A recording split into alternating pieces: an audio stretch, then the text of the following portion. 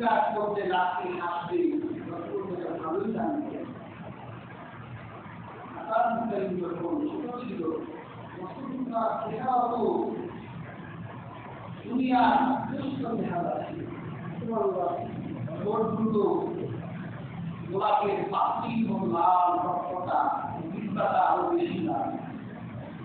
দুই নাতির কাছে রসুলটা গেলে হঠাৎ করে নিজের লাল বিদ্যাটা বের করতে ইমাম হুসাইন তাদের হাসতে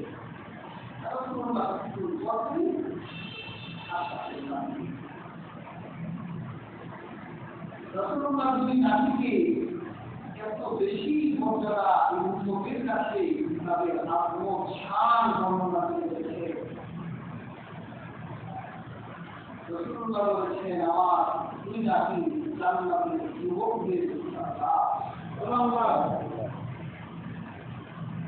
রসুলুল্লাহ হুসাইনের ব্যাপারে বলেছে আলা হুসাইন মিন্নি আলা হুসাইন হুসাইন মিন্নি হুসাইন আমার আমি হুসাইন। রসুলুল্লাহ এই দুই নাতির জটিল কারবালার মাকে প্রত্যেকটা মানুষই জানত।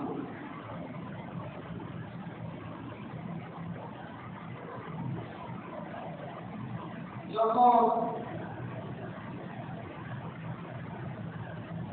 রসুলুল্লাহ মাত্র তার খলিফা দুই নাতিকে রসুলুল্লাহ কষ্টে একদিন আসরের নামাজ পড়ে আবু বকর এবং হযরত আলী বের হয়েছে দেখে হযরত হাসান খেলা করছে। হযরত হাসানকে তুলে তুলে বলল বাবা তুমি তো তোমার বাপের মতো হও না, তোমার নানার মতো তোমার চেহারাটা তোমার নানার মতো। হযরত ওমর তার খেলা করতে তিনি রসুলুল্লাহ দুই নাতিকে তুলে নিতে আবার উপহার দিতে একবার ইয়ামিনের রাজা চাদর পাঠিয়েছে। নবীর হাতে ছেড়ে দেখতে ওমর চাদর দিচ্ছে। হাসান ধরে নেয় হুসাইন ধরে নেয়। দুইজন চিন্তা করল ওমর এত ভালোবাসে আমাদের সবাই চাদর দিল আমার কোনো শাস্তি দিল না। হযরত ওমর ইয়ামিনের শাশুড়ির কাছে চিঠি লিখতে চাদর পাঠিয়েছে। হাসান আর হুসাইনকে দেয়ার উপযুক্ত একটা চাদর এখানে ছিলাম না, দুইটা দামি চাদর তাড়াতাড়ি পাঠা পাঠা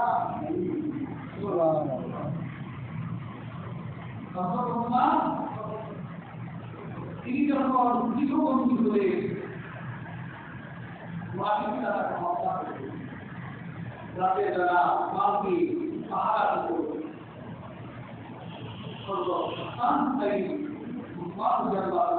পাহারা দেওয়ার জন্য উসমানের ঘরের দরজার সামনে দাঁড়িয়ে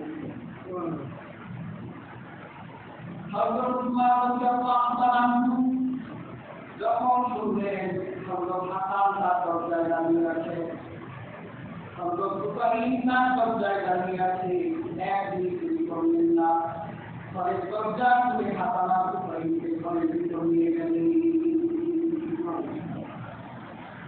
তোমার পাওয়া দেওয়া লাগবে না, তোমরা রক্তের বাগানের ফুল আমার নিরাপত্তা দিলা, আমার তো উচিত তোমার নিরাপত্তা দেওয়া। হযরত আলী ছেলেদেরকে কত ভালোবাসছে।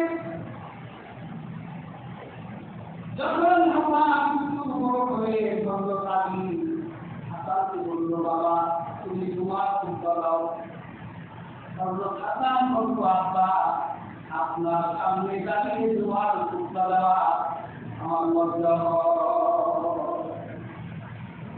হযরত আলী বুঝে গেলেন একেবারে ভিতর দিয়ে ছেলেকে বলল আমি আরাম হয়ে গেলাম খুতবা দাও।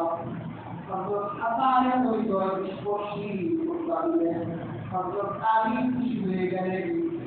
খুতবা মেহরাবে দাঁড়িয়ে বললেন আমার ফুলের বাগানে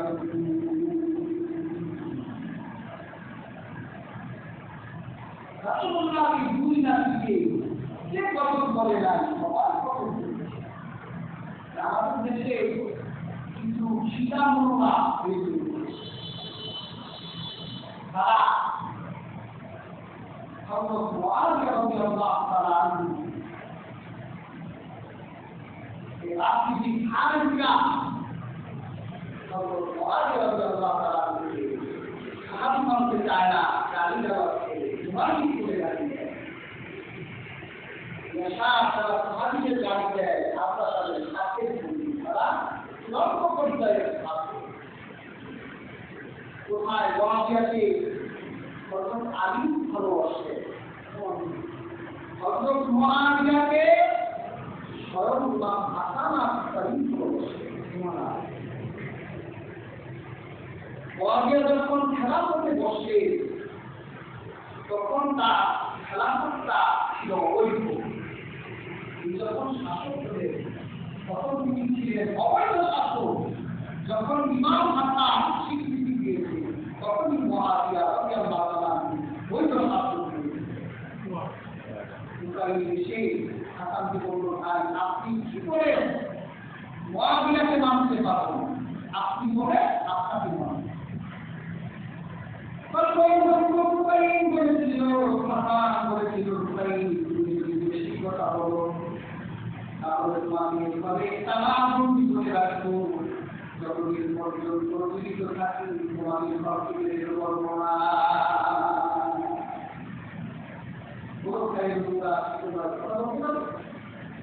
মুআবিয়াকে মেনে নিলেন মুআবিয়া খুব ভালোবাসতে তারা যখন মুআবিয়া সরকারে যেতেন সেই মানুষকে মুআবিয়া সিংহাসন থেকে দাঁড়িয়ে যেত রাসূলুল্লাহ তিনি দাঁড়িয়ে এসেছেন সুবহানাল্লাহ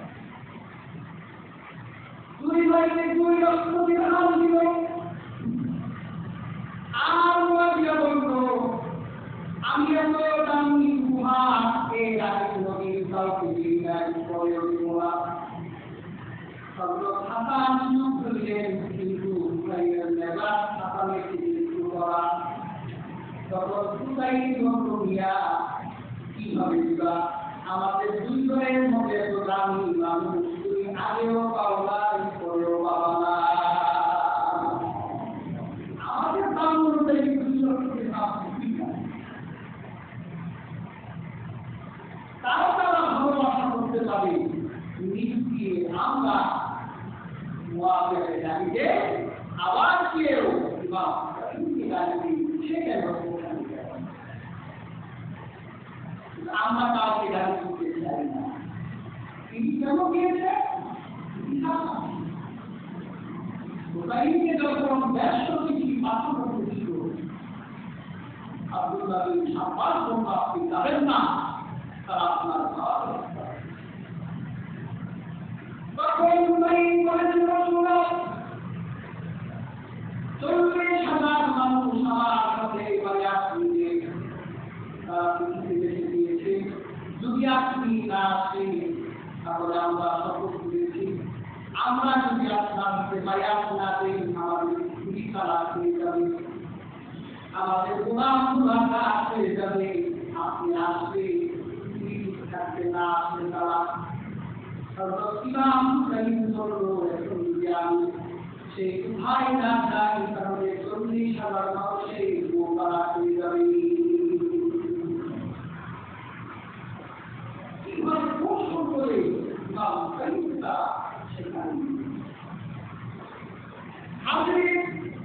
আল্লাহ হাবিবের এই হাদিসটাকে জানা ছিল আনা হুসাইন ওয়া হুসাইনুনি আল্লাহ হাবিব বলেছেন আমি হুসাইনের সাল্লাহ জানা করেও একটু ক্ষমতার জন্য আল্লাহ হাবিবের নামের সাথে তুলনা করেন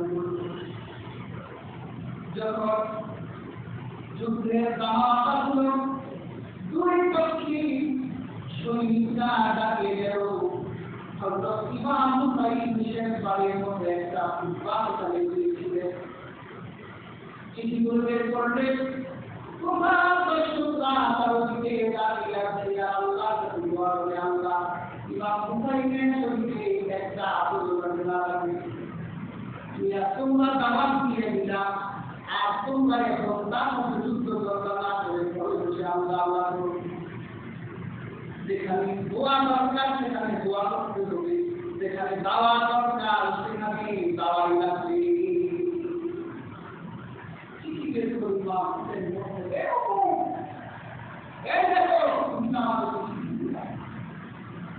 তুমি এখন ওখানে বসে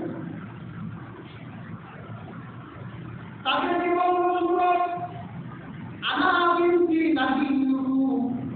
আমি তোমাদের নবীর কন্যা ফাতেমার সন্তান। আমার তিনি শহীদ হওয়ার পর আল্লাহ পাক জান্নাতের ভিতরে তার বিবাহিতা দানা দিয়ে দিয়েছেন। আমার বাবার চাচা আমিরুল শুহাদা আমিরে হামজা, আমার নানা মুহাম্মাদুর রাসূলুল্লাহ। এই কথাটা শুনে ইসলামের একজনের ভিতরে তীব্র প্রতিক্রিয়া হলো।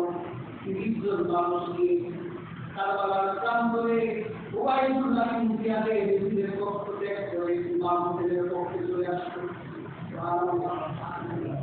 তাদের লক্ষ্য করে বলল যে ওবাইদুল্লাহ বিন জিয়াদের সৈন্যরা শুনে রাখো, আমি দেখলাম তোমাদের তীর বন্ধ করে রেখেছ। এই সুরাতের তীরের ভিতরে কত কুকুরকে পানি পান করতে দেখলাম, কত শিয়ালকে পানি পান করতে দেখলাম, জঙ্গলি শুয়োরগুলো এসে পানি পান করে আমার দিয়ে সাঁতরায়, আর আখের বাইরের সন্তানগুলো পানি পিপাসায় বলে যায়। তাদেরকে একটা পানিটা ওরা শুনে রাখবে, আর সে পানির কর্তৃত্ব তোমাদের হাতে। পানির যারা আগামীকাল হাসরের ময়দানে পানির কর্তৃত্ব থাকবে ইমাম হুসাইনের নামাতে। সেই পানি উদাহার মুখ থেকে যাবে। ইতিহাস বলেছি আমি আপনাদেরকে, বলাও তো হাদিসটা জানবো, কিন্তু ক্ষমতার জন্য ক্ষমতার কাছে সব কিছু তুচ্ছ হয়ে যায়। সেদিন তো মনে হয়েছিল কোথায় বেড়ে গেছে, ইতিহাস বলে না, কোথায় জিতে গেছে, বেড়ে গেছে।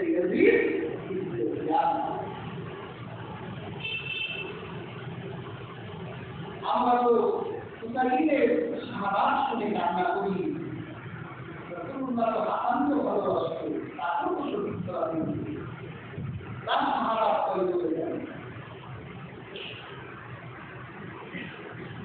এই ক্ষমতা কেমনই বা শান্তি ও শহীদ হয়েছে। ওরা চিন্তা করলো হাসান জীবিত থাকলে সেটা উপা এগুলো এক করা যাবে না। হাসানকে মাইমুনা নামে এক বৃদ্ধা নারীকে ওরা হায়াত করল, টাকা পয়সা দিয়া তুমি যেগুলি হোক সনে সনে কৌশলে বা ছেলেদের করে দেব। ওই নারী মাইমুনা বা হাসানের স্ত্রী দায়রার সাথে একটা শক্ততা রইল।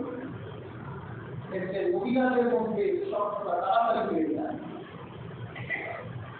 আমি ঢাকা ন্যাশনালে অনেক দিন ছিলাম, তো দেখতাম পুরান রুগী বউয়ের সাথে নতুন রুগীর বউ একটি কথা বলছে, এরকম বন্ধুত্ব ৩ নাম্বার দিন একজনের খালাস দিতে যা আপনার শেষ যাওয়ার সময় দেখতাম একজন আরেক করলে লড়াই করে কাম আবার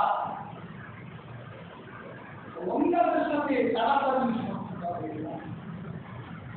এই মাইমুনা এসে জায়গার সাথে এমন সমস্যা বলতো, এখন পানি খাইতে মন চাইলে জায়গা বলে আমাদের বলা লাগতো না, আপনি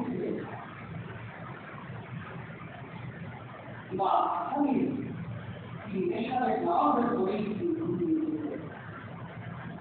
রাত্রের সময় উঠে তোমার জন্য মস্তি পানি রাখা হতো, পানি খেতে প্রস্তুত করে আল্লাহ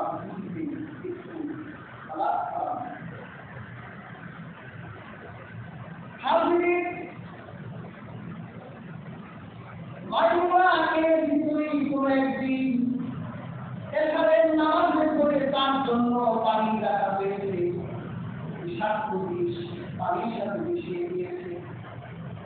এক বর্ণনায় ওই দিনে ইমাম হোসেনের শরীরে বিষক্রিয়া দেখা দিয়েছিল, আরেক বর্ণনায় 5 দিন পর্যন্ত বিষ দেওয়া হয়েছে, ইমাম হোসেনের শরীরে বিষ লাগে না। চিন্তা করলো শরীরে বিষ ঘটছে না কেন? ষষ্ঠ দিন ডাইমাল হীরা চূর্ণ করে গুঁড়া করে বিষের সাথে মিশিয়ে তারপর ইমাম হাসানের সেই পানি পেয়ালা দুটো বিষয় দিল। ডাইমাল তো খুব ভালো একটা পদার্থ, কাঠ কাটা হয়। ইমাম হাসান তাহাজ্জুদের সময় উঠেছিলেন। আরেক বর্ণনায় তিনি এশারের নামাজে শুনেন শোয়ার আগে পানি পান করেছেন। শরীরের ভিতরে যখন হীরা শূন্য বিষগুলো উঠে গেল, মুহূর্তের ভিতরে তার ভিতরে বিষক্রিয়া দেখা দিল। নাড়িগুলো কেটে টুকরা টুকরা হয়ে যেতে লাগলো, কলিজাটা টুকরা টুকরা হয়ে গেল। অনেক ঐতিহাসিকের মতে তার কলিজা টুকরা হয়ে গিয়েছিল।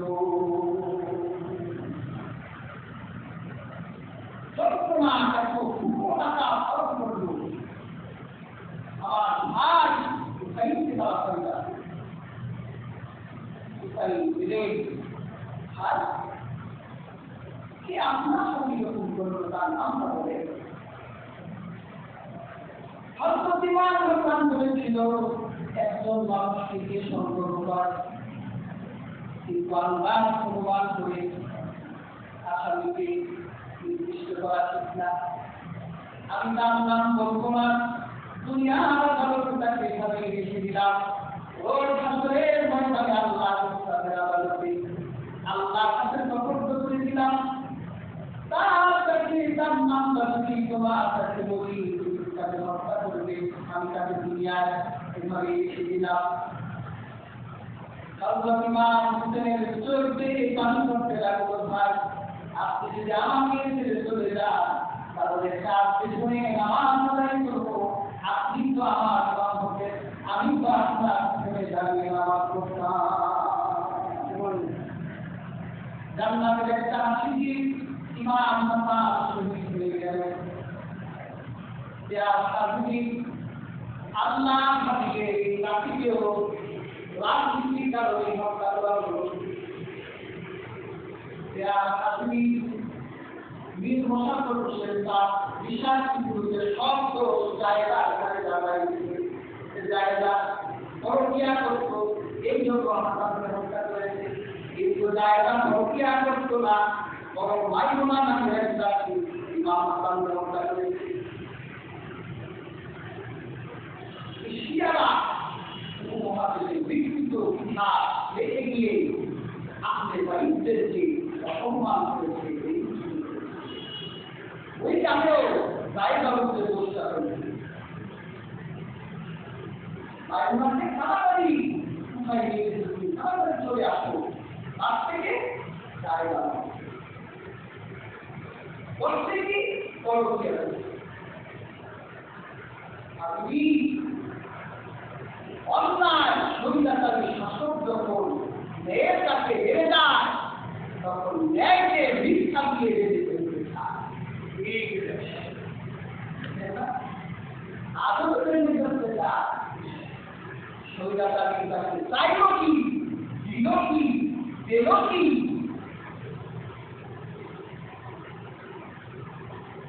এই মাটি এত উর্বর, এই মাটিতে যেদিন রক্ত করেছে, রক্তের ফোঁটায় মাটিতে যেদিন করেছে তখনই এই মাটি উর্বর খবর দিয়েছে। 47 রক্ত করেছিল, ফল পেয়েছি। 52 রক্ত দেওয়া হয়েছে, ফল পেয়েছি। 71 দেওয়া হয়েছে, ফল পেয়েছি। আবার যদি রক্ত ধরে আবার পূর্ণ বলি দেওয়া হয়েছে। সুন্দরতাকে নষ্ট ঠিক না, ন্যায়কে অন্যায় দিয়ে বাঁধা যায় না, কেউ বাঁচতে পারে না।